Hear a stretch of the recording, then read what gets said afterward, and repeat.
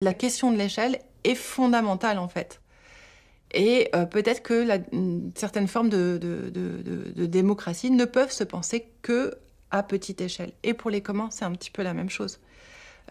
Effectivement, est-ce que l'idée même de commun ne renferme pas une idée de petite taille et ne nous oblige pas à repenser en fait la société, si elle est organisée à partir de communs, à partir de petites sociétés?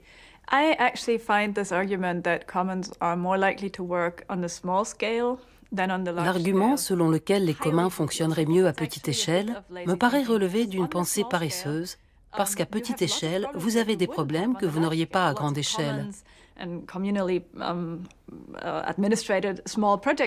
Nombre de petits projets administrés en commun échouent parce que les gens se connaissent trop bien, se jalousent les uns les autres, se disputent parce qu'il n'y a pas assez de talent, de capacités techniques dans l'équipe. Certains des problèmes que vous avez à petite échelle, vous ne les auriez pas à plus grande échelle.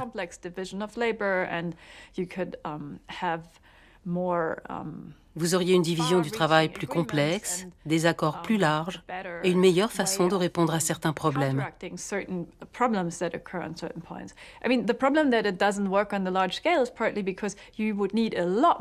Le problème, c'est qu'à grande échelle, il faut beaucoup plus de pouvoir pour réorganiser la société que pour en réorganiser de petites parties.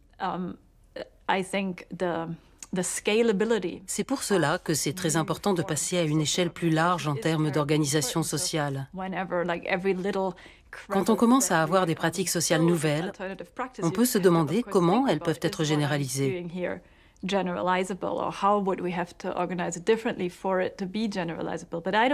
ne vois donc rien dans la gestion collective qui la rende inappropriée pour des structures plus larges. Je reste persuadé qu'on est capable de créer des communs à l'échelle internationale et je continue de penser que DNDi est un exemple. Drugs for Neglected Disease Initiative, qui est une plateforme qui a été créée par des médecins français il y a une quinzaine d'années à Genève et qui s'occupe de fournir des thérapies contre des maladies négligées par le secteur pharmaceutique privé parce que les populations humaines qui souffrent de ces maladies n'ont pas les moyens en fait, de payer des thérapies quand elles sont privatisées. Et donc, DNDi, ça montre que c'est faisable, qu'on peut avoir des institutions internationales qui essayent de mettre en œuvre des règles internationales pour protéger un certain nombre de communs. L'OIT, à sa manière, essaye de le faire concernant le travail. La grande lutte de l'OIT, c'est de dire que le travail n'est pas une marchandise privée.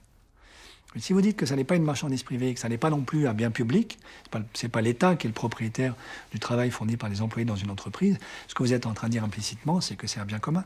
Et qu'il faut réécrire le droit du travail pour honorer le travail comme commun.